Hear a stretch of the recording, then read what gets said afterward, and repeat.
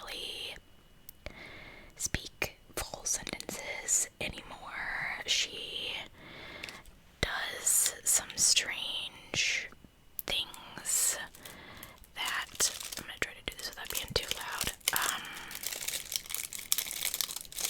that just don't make sense sometimes. She doesn't, I'm trying to give you a sense of how she is. Before last week, my mom should have married Danny Tanner off Full House. My mom is like the person that cleans the vacuum cleaner with the dustbuster, you know what I mean? So she's always been this super, super clean person, and I don't know if that is, because her mom was like that. My grandmother passed away when I was very little, so I don't really know her habits or anything. My great-grandmother had Alzheimer's as well. By the time my mom was actually diagnosed, she was too far along for us to, like, specify a type of dementia. You guys may remember that we just really had a tough time. Her primary had, like, retired, or, I think the primary actually, had like a stroke, and she was gonna come back, and then someone else took over her practice, and we went to see him, and he was, like, extremely rude to me when he was like evaluating my mom, and he was getting, like, this is not working, he was getting, like, really kind of, like, lippy with her, and I don't know, I just didn't like him or his attitude, so I switched her. I got on Facebook and I asked a local group for primary care providers that were good with elderly people with potential dementia, and they recommended us to the provider that we're currently going to. My mom and I both see her as patients. So, by the time we got in there, she was very advanced. There are 7 stages to dementia, and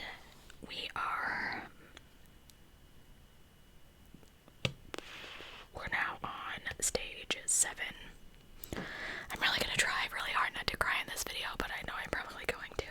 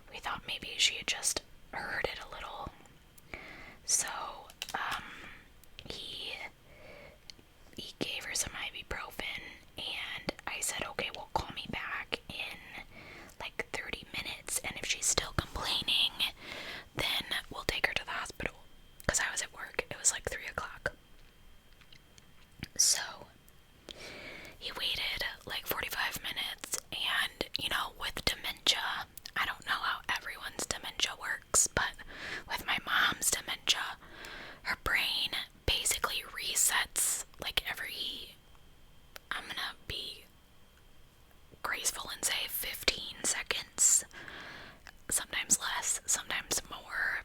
So I thought, well, if she really hurt her hip, she'll remember that it hurts, you know? If it doesn't really hurt, then she's gonna forget about it. She's gonna get up and she's gonna tra-la-la and do her thing, you know? I wasn't trying to be callous about it. It was just like, okay, well, we'll give her some ibuprofen and we'll see, you know, if it still hurts in about 45 minutes. So he called me back and he said, well, she's still complaining. She won't get up. You know, she's pretty, like, unconsolable. And I said, okay, well, we're gonna have to take her to the hospital because, obviously we need an x-ray. Like, I can call the primary and have them order an x-ray, but if she broke it, I don't know what to do at that point. Like, they're not gonna tell us. They're gonna send us home. She's gonna be in pain all night, right? And if she won't get up, how am I gonna get her to the x-ray place? So I said, call an ambulance. Do you feel comfortable riding with her? Because the last time he called an ambulance for her, he didn't go with her. He just let her go by herself. Now she was a little bit more coherent at that point. But I have all of her stuff. I have her insurance card. I have her picture ID.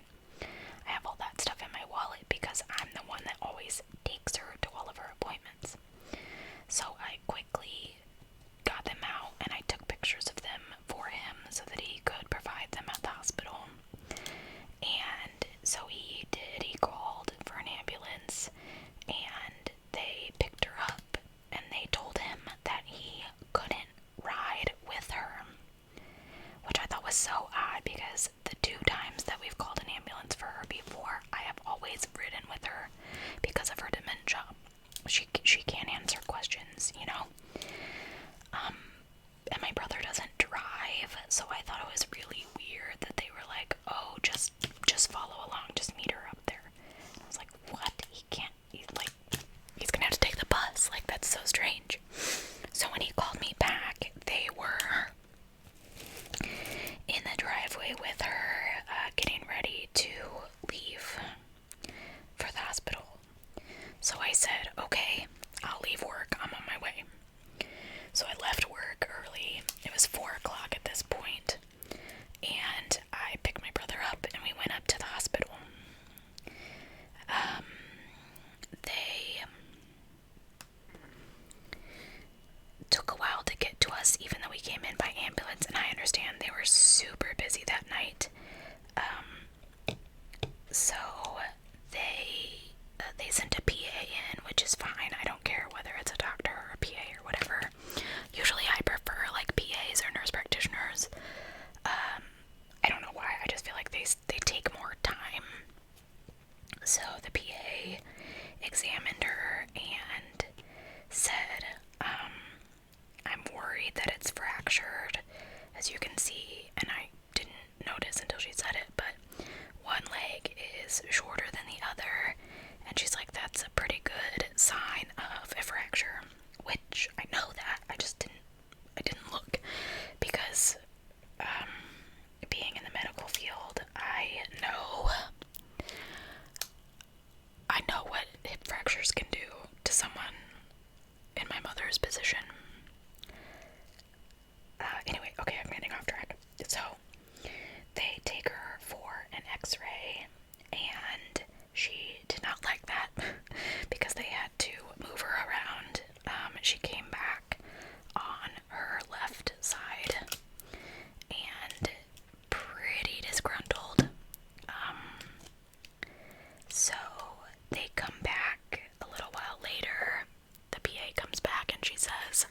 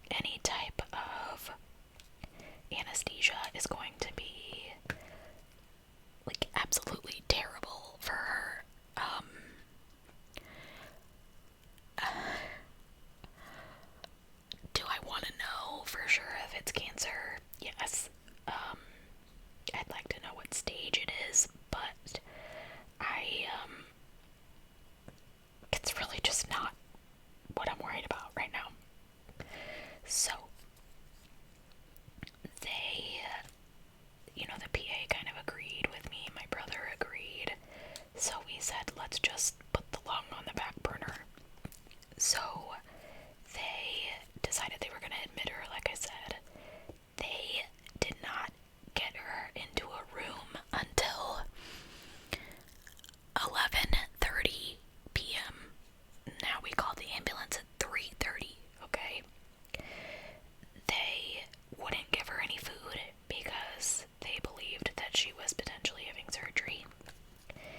They gave her a dose of pain medicine at like 8:15 p.m.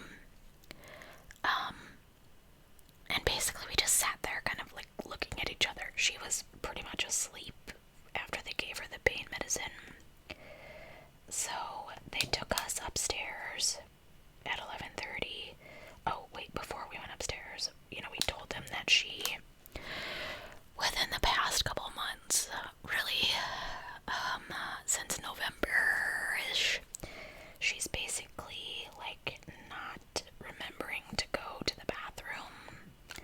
Now she has an ostomy bag, so that part, she doesn't have to think about, but the other part, she was having accidents sometimes, and so we told them, hey, like, you're gonna have to cath her, because otherwise she's gonna have accidents. She just doesn't remember.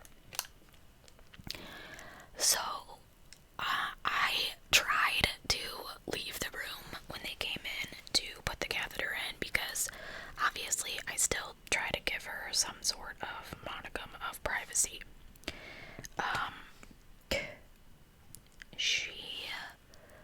I was in the hallway, and I was, like, down, I don't know, like 50 feet or something, and she started screaming. Now, she's already had pain medicine at this point, and she is screaming, no, no, no, don't touch me, don't you put your hands on me, don't touch me, I don't want it, don't touch me. Now, she's been asleep for several hours. Like, these people, the one nurse went to get another nurse. There were 4 of them in the room.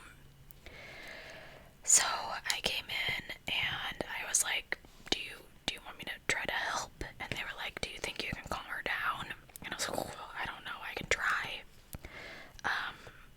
This was like the first time ever that I couldn't actually calm her down. She just was so past responding to me. She was just losing it, and I felt so bad. I mean, no one wants to have that done, and then to have it done when you're not fully cognizant of what's going on or why they're doing it. I can only imagine how terrifying that is, especially, the more people you get in the room.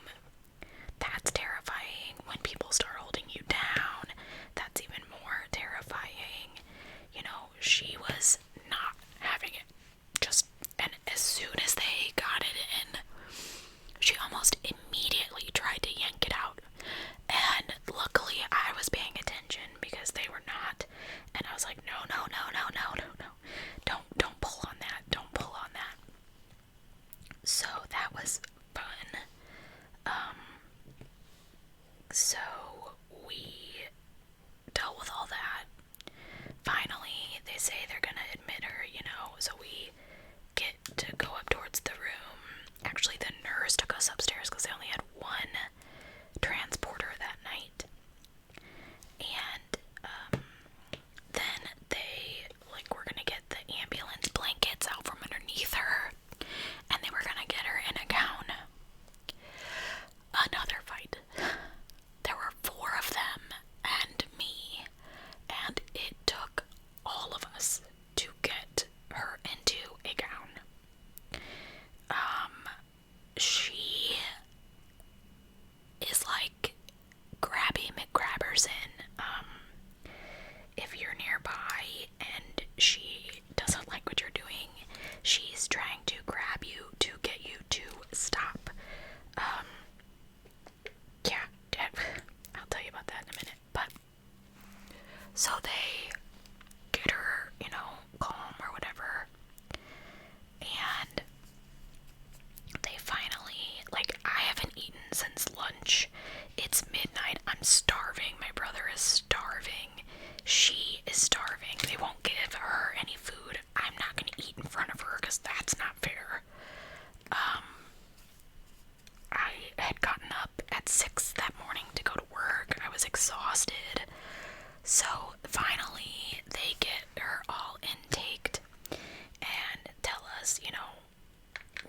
surgeon will be here in the morning, etc., etc. So I drove my brother home, and I went home, and I went to sleep, and I still had to work the next day because my coworker was already off. 2 of my coworkers were off, and there's only 4 of us, so, and they need at least 2 of us.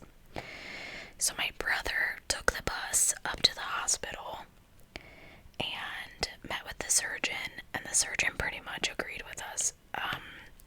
They could put her through the surgery. I mean, it's a pretty uncomplicated surgery. They just put a pin in. It's a small fracture. It's not displaced, which I think is strange because then why is her leg shorter than the other? But whatever, I didn't see the x-ray, so. But the post-op delirium could just take effect and never be unaffected, basically. So they didn't give her any pain medicine that whole day. That whole Wednesday, they didn't give her any pain medicine. They wouldn't let her eat until like 7 p.m. after my brother met with the surgeon and the care coordinator and told them that we didn't want to do surgery. Then she was so out of it that she couldn't feed herself. My brother had to do it. But they never gave her pain medicine, and when he asked why, they were like, well, she didn't ask for any. Hello? She can't. Oh my, I was so absolutely furious. I almost broke my phone because I chucked it across the freaking room. She can't. She can't. You know, she can't advocate for herself. And my brother was like, no, like she needs pain medicine. So they never gave her any. The only dose that they gave her was that Tuesday night. So on Wednesday night. I'm sorry, I'm trying to get everything in order here. On Thursday night, Wednesday night, they came in and they basically told us that with the hip fracture, with the fact that they're not fixing it, with this mass on her lung that everyone believes is cancerous, it's about the size of a plum. It's about as big around as this thing. So it's 3 centimeters by 4 centimeters, and they said it's 6 centimeters deep into her lung. Anyway, so they sent my mom home on hospice.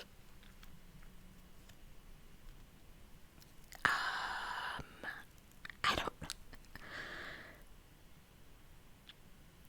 So the team has been great.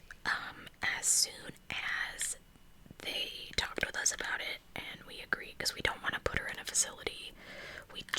We are both afraid, my brother and I, that they'll be mean to her. We're just afraid that she'll get neglected, and he gets paid to take care of her, and he wanted to try, so that's what we're doing. We agreed. I asked him, I said it was up to him, because he is the one that is there all the time, you know? I can only be there as much as I can, you know? So, they got her a hospital bed. They got her, one of those trays that goes over the bed. They got my brother all the medicine that he needed. They left the catheter in, so they got the things to change, the little baggy thing to empty it and all that stuff.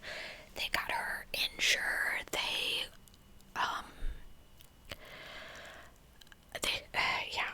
So we have hospice coming in. The nurse comes 2 days a week, and then the aide comes the other 2. And my brother still gets paid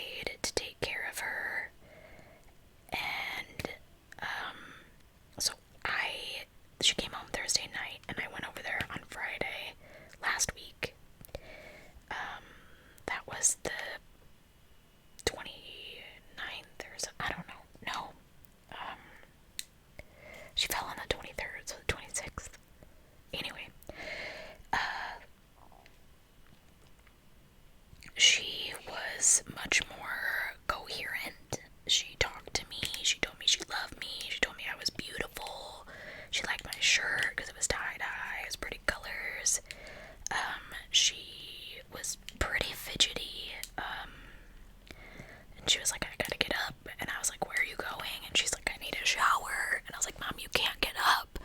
Like, you know, you can't get up, you hurt your hip. And she was like, I hurt my hip. And I said, yeah, you broke your hip. And she was like, I did not. It's just bruised. And I was like, Mom, no, like you broke it, you can't get up. That's why it hurts so bad. You have to stay, you know, in the bed. I said, I can give you, you know, like I can wash your hair. I have that rinseless stuff that we used when she was in the hospital way back in 2018. I could get some of that, you know. And she was like, no. So I chatted with her as much as I could with her dementia. I stayed for a couple of hours and I went home. I went back on Sunday and my brother and I had agreed he was going to give her pain medicine. They sent her home with morphine. And Ativan is what they sent her home with. And we were going to try to, because she was still in the hospital gown, we were going to try to get her out of the hospital gown and change her ostomy bag, which is on her left side. This entire time, she has been laying on her left side, so we knew that it was going to be a challenge to get her off of that left side. We obviously didn't want to roll her onto the right side, but we thought if we could get her on her back, maybe that might be more comfortable. Oh, we were incorrect. So Sean was there, but she obviously doesn't have like any pants on because she has a catheter in. So he was trying to give us privacy. So my brother has changed her ostomy bag so many times, he's basically got it down to a science, you know? So we rolled her onto her back, and I was holding her knees up so that he could get to her tummy. And she was losing it. She was, no. And she was saying, Laura, which is my aunt's name, help me. Oh God, they're hurting me. They're torturing me. Please don't do this. Please don't do this. And so she's breaking my heart, first of all, because obviously I'm not trying to hurt her. That's the last thing I want to do.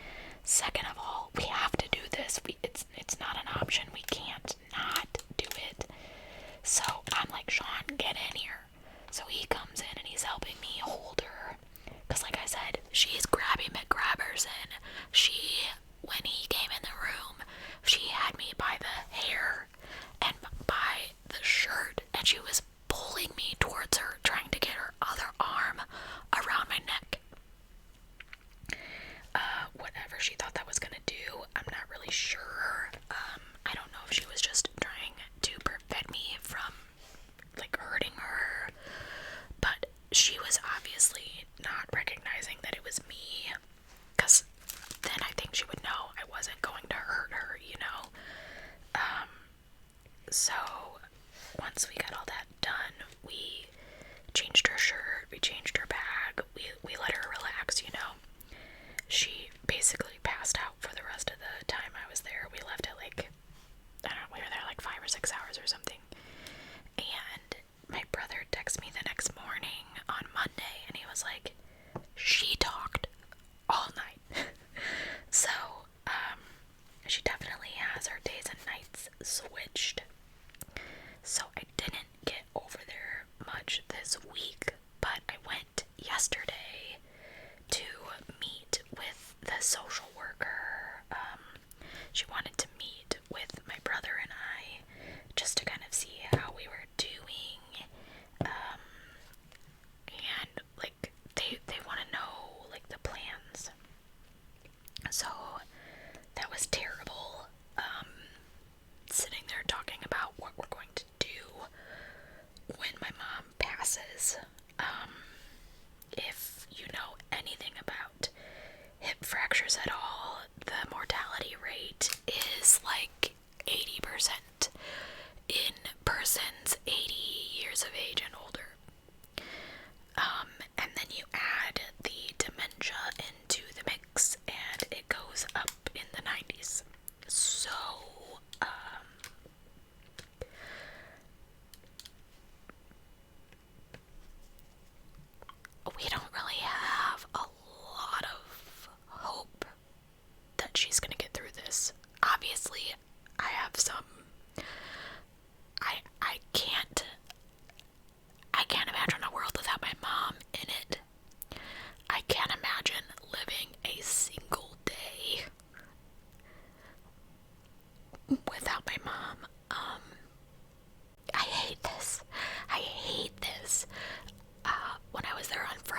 was so incoherent. She didn't look at me. She didn't respond to my voice. She would barely hold my hand.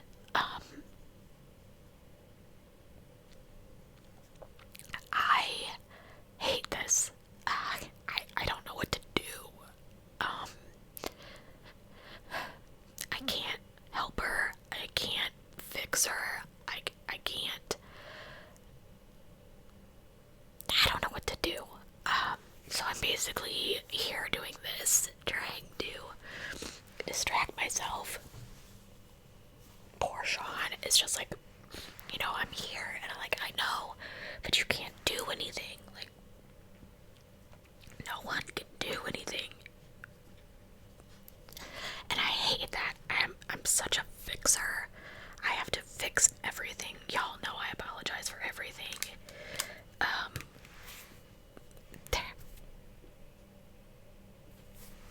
Let's see. Oh, I'm gonna be upside down. Hey. Let me fix that. There's just... Oh, not center. Hey. There's just, like, nothing I can do. She is so tiny. And she won't eat. Like, do you know how hard it is to feed someone who is laying on their left side? Before all of this, she had a good appetite. She would eat basically whatever you put in front of her. Now, like, we used to trick her. We would say, okay, say ah, and she would open her mouth, like, for her allergy pill or whatever. Oh, sorry, I was trying to move the light, doesn't matter. For her allergy pill, and now she won't even do that. I had to go buy, like, syringes so we can squeegee water and ensure and stuff into her mouth so that she gets fluids.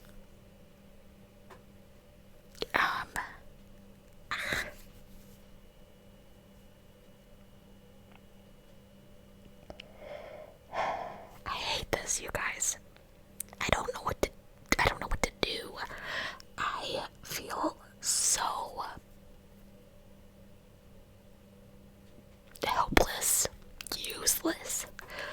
I feel like a giant jerk, recording this as content for you guys, like, I don't know, like, expecting you to get enjoyment out of it or something. I don't know. I use these videos like a vlog, so later on I can go back for the small details that I forget. God, I hope I don't get dementia. Oh, man. I messaged my sister today. I sent her a Snapchat. She loves it when I wear my hair like this. I don't know why. So I Snapchat her and I said, you need to go over and see Mom. I don't care what kind of grudge you have against Jim, which is our brother. I don't care. I don't care. You need to go across the street and see Mom. And she sent back, well, I've been working. Just because my car's there doesn't mean I'm there because John has the car. I'm not trying to make excuses, but I just am not ready to face this.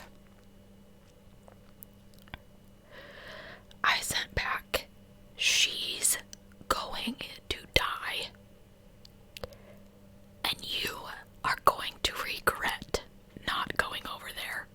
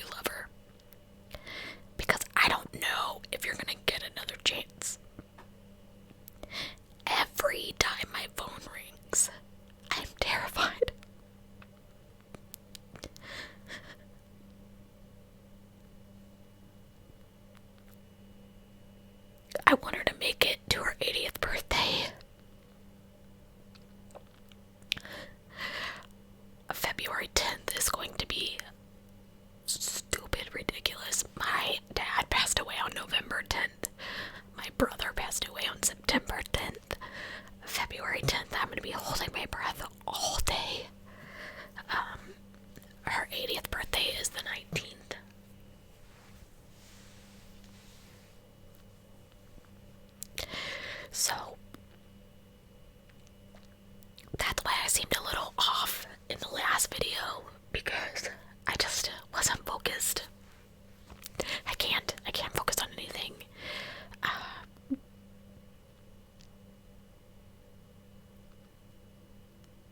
I don't really know what to do, so I hope that it's okay that I filmed this instead of the serial killer magazine. I will try to get another video done for you guys this week so you have some more true crime content. But I really needed to film this so that I have all of the details down for later, because I just know I'll forget stuff.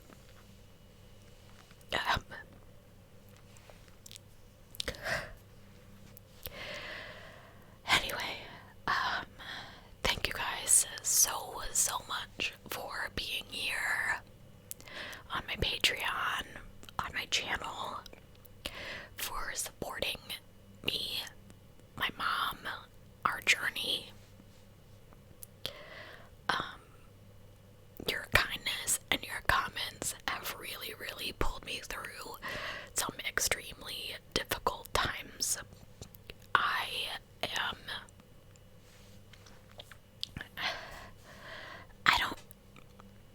It sounds really stupid, and I've said this before, but I don't really have friends. I don't. The only people that have seen my new house are my coworkers, and my brother, and my niece, and my sister, and my nephew. Yes, my sister came here.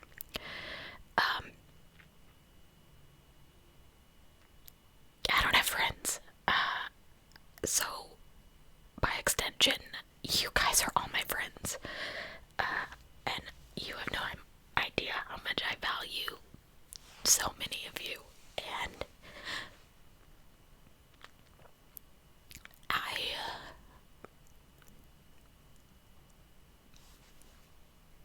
I know that I'm gonna be a mess when my mom passes away. But I'm gonna do my best to keep the channel going on a regular schedule.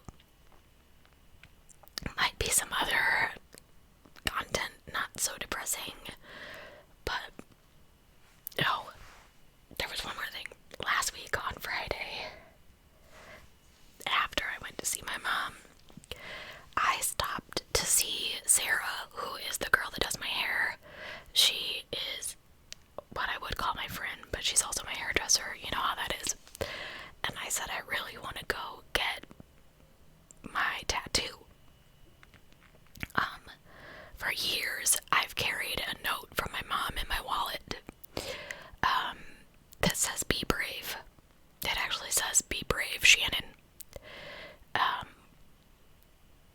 Because I just know, after having lost my dad, that I'm gonna need to be so brave to get through this.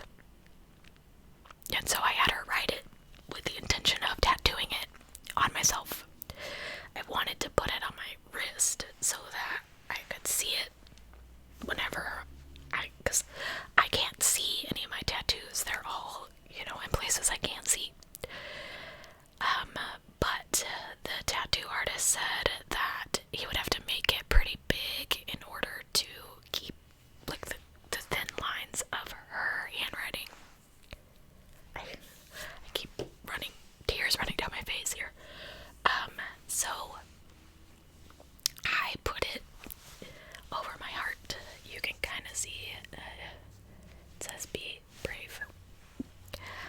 So I'm just trying my best to be brave.